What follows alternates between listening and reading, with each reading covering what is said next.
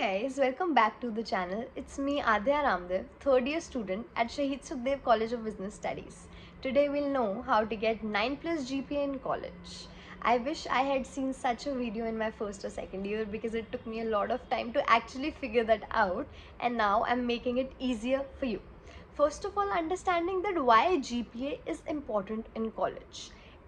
GPA, getting a good GPA makes your life easier. How? It can help you get good internships, it can help you get better shortlists and placements, or it also helps if you're appearing for post-graduation exams, entrance exams, or maybe in there like MBA. And hence, a good GPA is always a plus point on your CV. Now, understanding how this GPA is different from the exams that you used to give in school. It is different in three ways. One is you will get 3-4 days for the preparation majorly. So when we were in school, we used to study for the whole year, go to tuitions, go to school, study every day. And now the most observed pattern here is people usually take a few days to study for an exam and do really well. And that's not a bad thing because they're doing another things in the other time, and that works out. Second is that scoring here is easier than scoring in school. Why is that? We'll know it later. Third is that the paper is more predictable here, and hence you can understand the paper pattern, score easier, and even in less days. All you need to do is to take the right strategy. Now we'll understand it in three parts. One is decoding the paper pattern, second is how you should prepare, and third is how you should attempt your answers or the exams. First is understanding the paper pattern. Please know that PYQs, past year question papers, are God for you.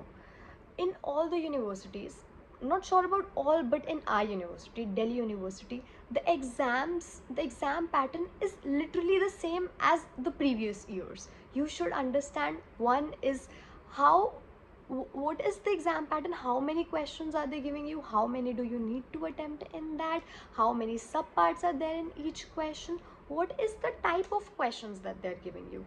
So usually the type of question stays the same. For example, if there are 3 numerical questions, there would usually be 2 to 3 numerical questions, other would be the subjective questions. These patterns would be same. Fourth is the most important topics that you need to cover. So PYQs tell you the important topics for the exams, and universities are usually testing students on the same topics, and hence you need to sit and decode the PYQ. We in fact start with looking at the PYQ and the syllabus together. So one, you need to do that and understand that your exam would be very similar, on the similar lines. Second is how do you now study. So studying right now and for the university especially has become so easier because you do not have to get to a lot of sources of study. One of the best sources of study that I can recommend, even if you have like 1 day left, half day left, is going to AI. Use ChatGPT, and for the good. It's not even bad. You can literally get understanding how you can use ChatGPT to score better in your subjective papers and in your objective papers. Starting with subjective papers, what subjective papers require is you to fill the sheets. One, second is you should have written neat paper. Third is that you should have used examples and diagrams, and GPT can help you do everything. One, you need headers, which you can get from GPT. You can cover the entire syllabus from it. You can ask it for real life examples. You can ask it for past examples. You can ask it for anything that you want. And it would give you the longer notes, the shorter notes, the headers that you need to write in the exam, and everything very organized, managed, and it would even solve your doubts. So it is one of a very good sources. Then again, what you can do is you can upload your PYQs, past year questions, on maybe GPT, Bard, Claude, and get answers to those. Understand how your answers would have been, how you could improve the structure of your answers. You can learn it from there. Coming to the objective papers, you can literally solve your any doubts with the help of AI. Two is you can tell AI to give you the type of questions that you want. Maybe it can give you can give it a reference question from maybe a past year question paper. Tell it the topic that you're looking for, and then you can ask for variety of questions. It will give you numerical questions that you want to practice along with solutions. So it could be a good source of preparation for you. Now, understanding the most important part, that is how to attempt the paper. And I think out of all the things, this one is the most important part, because understand, the answer sheet checker would have, like, on a very good day, 5 minutes for your answer sheet. They would not they would not be willing to spend a lot of time to see if the kid has put in effort, because they have a lot of work to do in their life, and hence they skim the answer sheets. And how presentable your answer sheet is now matters a lot, along with the content that you've written. Even the more important factor here being is how presentable is your answer sheet. Now, how can you do that? Please know that, one, your handwriting is not a very big component. I have a very, very poor handwriting that my friends call me doctor, but I write things very neatly. For example, it's very organized. I know when to move to the next paragraph, when to give a header. And now we'll understand how can you make your answer sheets more presentable. One is, please give headings to everything. People do not have time to look into the paragraphs. If I am checking your answer sheet, I would not have time to look into 5 main pointers into your answer if you've written a paragraph. So even if it's a very small question of, let's say, 5 marks, you have 3 points, 4 points, or whatever points. Or even if you're trying to make points out of generic things, make pointers, make headers, so that when the person is checking, knows that this is how ChatGPT gives you the answers, right? Try to incorporate that in your exams. So always, one, give headers to every answer. Even if the subparts, try to give headers. And how can you make the headers more presentable is, maybe you can draw clouds uh, outside the header and then give the explanation short. This helps you fill the sheets better, make it more presentable, and make it easier for the person to read your answers. Second is, you can also highlight the important things that you've written in your answer sheet, but that's negotiable. If you have time, you can use pencil for that. Third is, always draw diagrams.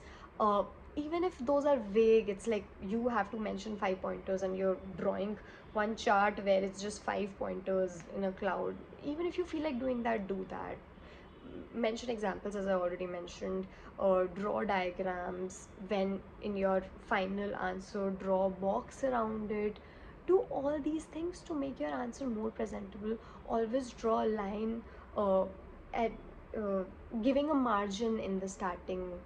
That even makes it more presentable. Leave the rest of the page after you're done with one of your questions. Do not start it right after there. Try to fill more number of sheets, make it more loose, but again, it should have content, it is presentable. uh, it should look neat. One of the ideas that I can give you is, you can write one page for about 3 to 4 marks, and this is how you can make your answer sheets presentable, and it would definitely boost your score. Some another things that you need to keep in mind is that uh, internals are also important part of your final composite score. So focus somewhat on that too. Like, if you're giving assignments on time, decent assignments, how is your rapport with the teachers, you're talking to them, you're listening to them, that also is important. Then you understanding the format of the exam, you structuring your answers. If XYZ is being asked, I need to explain what XYZ is, then answering it in pointers. You need to structure it. Again, AI would help you structure your answers way better than I can tell you. So whenever you're solving your answers with the help of AI, the past year questions, just see what structure it follows to answer a particular question. Then third important thing is time management. So in subjective papers, time management becomes very important, because you get like 30 to 35 odd minutes to answer one of the questions. You need to even fill in the pages, write the content, think about it, draw diagrams, etc, etc.